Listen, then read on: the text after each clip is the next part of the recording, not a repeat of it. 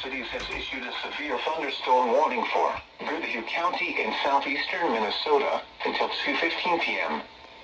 At 1:39 p.m., a severe thunderstorm was located 7 miles south of Wanamingo, or 22 miles east of Owatonna, moving northeast at 55 miles per hour.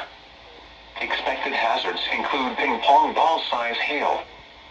This is a radar-indicated threat.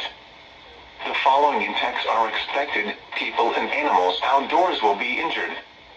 Expect damage to roofs, siding, windows, and vehicles.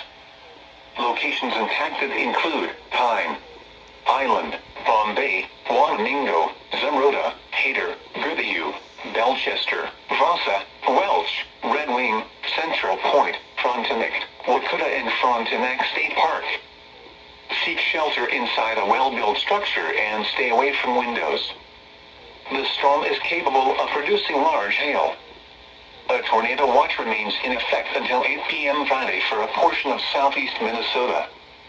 Repeating, a severe thunderstorm warning has been issued until 2:15 p.m. for the following county: Goodhue, Minnesota.